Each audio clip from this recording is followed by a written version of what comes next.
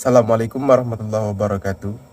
Saya Christian S. Pada kali ini akan menyelesaikan tugas filsafat ilmu pada sesi kelima, yaitu bagaimana filsafat ilmu mengawasi dan memperkuat eksistensi keilmiahan serta nilai-nilai dalam ilmu pendidikan.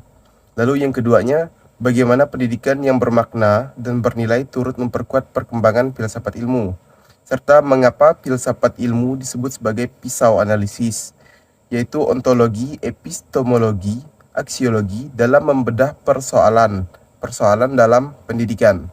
Lalu yang terakhir, contoh konkret penerapan dalam praktik pendidikan, misalnya kebijakan kurikulum atau proses pembelajaran. Yang pertama yaitu filsafat ilmu sebagai pengawas ilmu pendidikan. Nah, filsafat ilmu berfungsi sebagai kontrol kritis terhadap perkembangan ilmu pendidikan.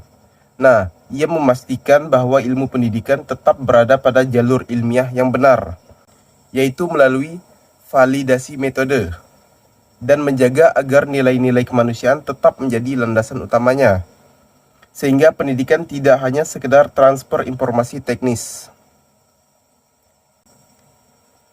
Yang kedua, pendidikan memperkuat filsafat ilmu. Hubungan ini bersifat timbal balik. Pendidikan yang bermakna menghasilkan pemikiran kritis yang menjadi bahan bakar bagi filsafat ilmu. Praktik pendidikan di lapangan seringkali memunculkan anomali atau pertanyaan yang mendasar yang menuntut filsafat ilmu untuk terus berkembang untuk memperbaharui teorinya.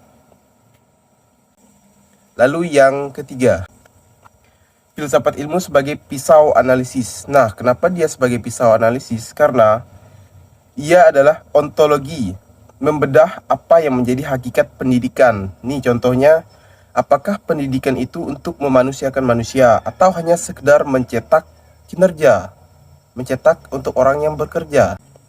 Lalu epistemologi, membedah bagaimana cara memperoleh ilmu tersebut, yaitu metode pembelajaran, kurikulum, dan validasi kebenaran ilmunya. Selanjutnya yaitu aksiologi, membedah untuk apa ilmu itu kita gunakan. Apakah untuk etika dan nilai kegunaan bagi pendidikan masyarakat? Yang terakhir, saya akan memberikan penerapan contoh konkretnya, yaitu dalam kurikulum Merdeka saat ini. Secara epistemologi, kurikulum ini mengakui bahwa cara belajar setiap anak berbeda-beda. Secara aksiologi, tujuannya adalah untuk membentuk karakter